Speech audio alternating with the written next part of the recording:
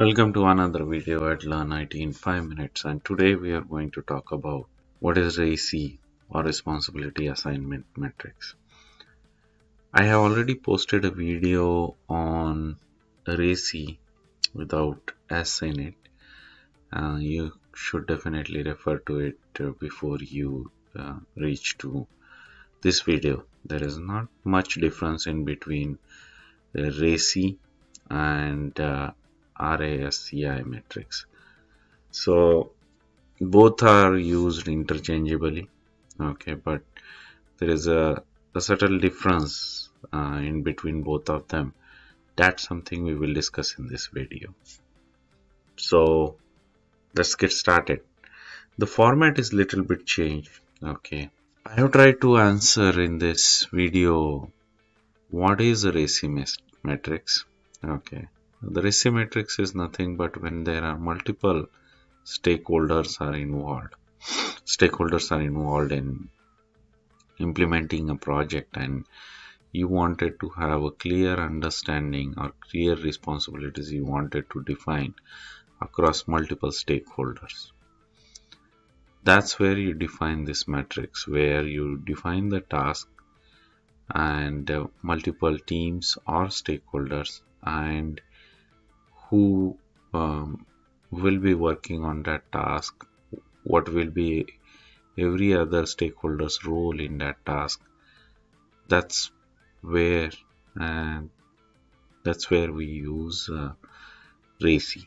Why we use it? As I mentioned already, when there are multiple stakeholders are involved, and you don't want at the end of the project or in the middle of the project, everyone is looking at each other to have some delivery done, and finally no deliverables are ready just because there was a chaos and every stakeholder was looking at each other that he will make a delivery about it.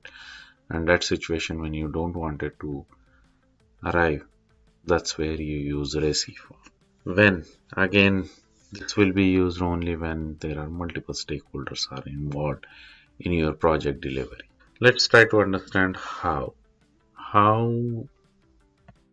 Okay, a typical RACI matrix consists of these four types of, I'll say a kind of means what kind of responsibility each of this role will carry actually. So here only difference in between RACI, which is again a RACI only, okay, the difference is supportive functions get added actually.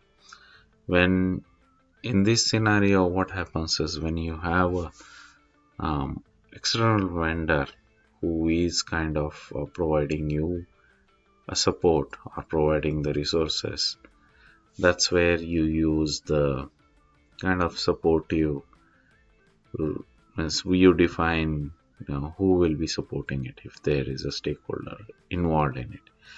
Rest all is the same as RACI, okay, which is in earlier video. Responsible, again, who is responsible for carrying out the entrusted task, okay. Accountable, also approval, who is responsible for the whole task and who is responsible for what has been done actually. So again, the accountability lies with this person. Supportive we have already discussed, okay. Consulted, again, these are the kind of SMEs who needs to be consulted before you perform certain kind of activities. And informed, again, these stakeholders could be your client, and you wanted to keep them in the loop about the information about the task, how you are progressing about. They are not directly involved in your task or the decisions in the task. All it is they will be informed about it. Like suppose one example I can give you is you are load testing certain environment and you want to just inform your infrastructure team there will be a little bit of additional load coming up on your system. So just keep on looking for it. Okay. A typical RACI matrix looks like this when you are defining. On the left side, you will be defining the task. Okay. On the right side, you will have multiple stakeholders, roles. Okay.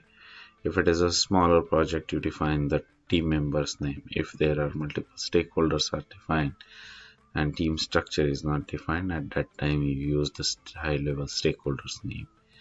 And further, against each task, what role who will be playing what. Like here in the role 1 is responsible for this task. Okay. Role 3 is needs to be consulted when performing this task, and role 6 gives a kind of support during this task. So this is how exactly the RACI matrix works.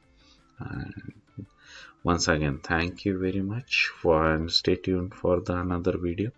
In the meantime, please subscribe to the channel. Thank you.